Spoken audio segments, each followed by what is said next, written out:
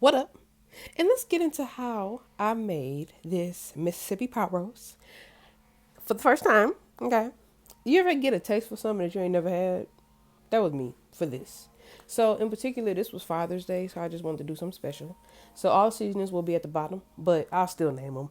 I got the garlic powder, the black pepper, and the Creole rub. Okay. And I lathered this on the chuck roast. That's what that is. I'll have all the ingredients at the bottom, so you won't have to worry too much about that. Um, but sorry, I am so rude. How are you? How are y'all doing? I hope everybody is in a good state of mind and having just a good day, I'm just here to bring you a good recipe to help brighten your day if needed. I'm just here to just pop in, pop out. But yeah, just get the meat really, get it really seasoned. Okay, get it really, just those three seasonings. It might look like a lot, like how I just put it on there, but it's not. Okay, so you don't have to worry too much. Well, you never really have to worry, especially when it comes to meat, because even when it's an experiment, it comes out fairly well. And as you can see, beef roast, when you making a roast, it's the thicker the meat, the more you gotta season that thing for real, like for real. So once I got it seasoned, I went ahead and let it sit for a little minute. The longer you can let it sit, the longer you can, the more the seasonings will really get into this meat while it's sitting.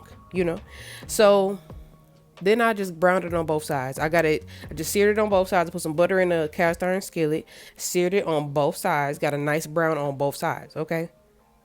Like almost burnt. Because either way, it's going in the oven. Okay? So once you get browned it on both sides, you're going to take it, remove it from the cast iron, and then cut up some onion. So I just use you can use whatever onion you want to use, really. Because, everybody got a different flavor and a different palate. So just go. Honestly, I don't use a lot of red onion, but, that do be a lot of good flavor too, depending on the recipe. Or if that's like really your favorite onion. But get your onion, chop it up, and I just threw it in the same pot. Same cast iron that the beef roast was in. I just put it in there so we can get all them flavors, all that juice, all that goodness in this pan. It's gonna get all that. You see the onion ain't even the same color. It's just not even the same color because it's got them goods from the juices from the bottom of the cast iron. All them seasonings that was on that roast. Okay, we need that. That's good. So then at the last minute, I'm like, you know what? Let me throw the carrots in there too, just so they can get a little bit of that goodness. Share the love. Share the love. It's because they're all going to become a family anyway. So you might as well let all the seasonings just be on everything, because I'm not putting the potatoes in there. Potatoes was made on the side. I just got some roasted garlic potatoes, and that's what I'm gonna put the beef broth on top of that, on the top of a bed of roasted garlic potatoes. Okay. So I got my nonstick baking dish, okay, and I go ahead and put the beef roast in there already, as you could tell. Just pour everything in the nonstick baking dish, okay, everything. Just pour it in there, spread it around, okay, bring it around town. Just do it. Just spread it around, okay. Just make it look good.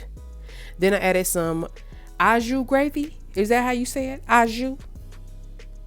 The gravy that people use, literally use for pot roast. Like if you ever seen any other recipes, au jus gravy and ranch seasoning, whole packet. Every recipe I've seen, they use the whole packet. Okay, so I did the same thing. Then most people use beef broth, so I was like, okay, bet. I added some beef broth, and then I poured in the whole jar of the pepperoncinis I could find. I just poured the whole thing in there. I went in there slow at first, because at first I thought I was just gonna pour in a few, but I'm like, nah, fam. I want all the flavors, fam. I'm never playing about the flavors, okay? That's what it's all about. That is what it's all about. I need to taste something popping in here, Cause I didn't add no additional seasonings besides that gravy, that ranch seasoning, and the pepperoncinis. I didn't even have to season it no more after that. Like that alone, it's enough seasoning right there. That's why everybody been like, I see why they put in the whole packet of both of them, because you ain't even gonna need the seasonings no more after that. So it was perfect. Okay. So you just basically, I'm just spreading it around, make sure, everything's covered, Just you know, because either way, I'm still gonna put aluminum foil on it because it's going in the oven. Like I said, my original, like I don't know, my favorite baking time lately has been 385 degrees. So that's what I did put it on. Okay. So I covered it before I remembered that people put butter in their beef roast too, you know? Because like I said, a lot of this is like, how do I say this? A lot of this is me trying stuff for the first time, cooking stuff for the first time, anything and stuff like that. Because if you, I used to be a picky eater as a child, and you know, I wasn't eating a lot of this. Like a lot of this, my taste buds are adult taste buds now, and I want to try everything I can. You know, I got to. I owe it to myself. So this was halfway, because I cooked this. The beef roast was cooked maybe like 3 to 4 hours, and I'm not gonna lie, I almost left it in there a little too long, maybe 30 minutes too long. So maybe that's why I said 3 to 4 hours checking it, because right here it was still tough. You know, you want it to be tender. Like it wouldn't need to be just falling apart. This one just falling apart yet. So it really only needed to be in there for maybe another 30 or so minutes. But me being who I am, being the superwoman I always tried to be, I was doing a lot at once. Because at this time was the same time that I filmed the video of me doing my hair, of doing the twist for the first time. So this was like me stopping doing my hair, you know, washing my hands. You know, you got to say stuff these days. Washing my hands, of course. But, you know, going back and forth, basically. Because either way, this was slow cooking anyway. So that's what made it easier for me to do my hair at the same time. But, you know, I did have to check on it. And like I said, I got lost track of time. And, yeah, I knew. And I knew. Because it started smelling too good up in there. And I'm like, you know what? You need to take that out. But I don't never listen to my intrusive thoughts. It's like my thoughts, my inner thoughts sometimes, you know. But yeah, 3 to 4 hours checking on it. And like I said, this was after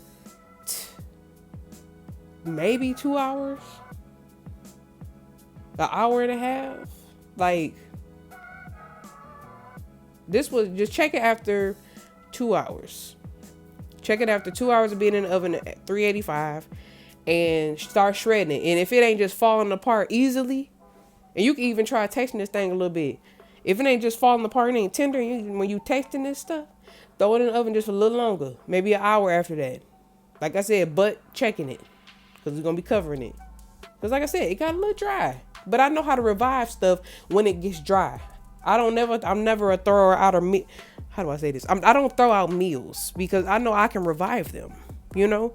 Nothing is ever going to go to waste for me in my household. Like, that's just not going to happen.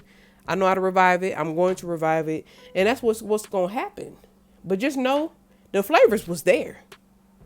Even with me reviving it with the juiciness and all of that, the flavors was absolutely there. I didn't have to do nothing. And to revive it, all I did was add a little water. I ain't gonna lie to you. I just added a little water to it, and that helped. You know, just added it and stirred as I went, because you know that meat got a lot of juiciness to it still, with that butter and all that. So that's why the aluminum foil is needed. But other than that, you know, it was fire. And I did it the easy route. And the roasted garlic mashed potatoes I got was, you know, the little 90. Well, no, it ain't even 90 seconds. They was instant mashed potatoes, because I'm not ashamed. You know, I use like I said, it's all about the flavors. Everything ain't got to be homemade, but I like to do stuff homemade too, you know. But some stuff is easier to make. I like 90-second rices. I like all of those, you know. It's all about convenience sometimes, especially when it's on the go. You got to use what you can and do what you can do, you know.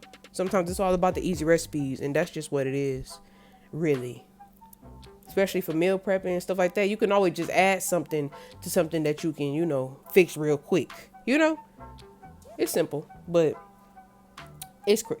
It was fire. It was fire. It was so delicious. I hope you make it.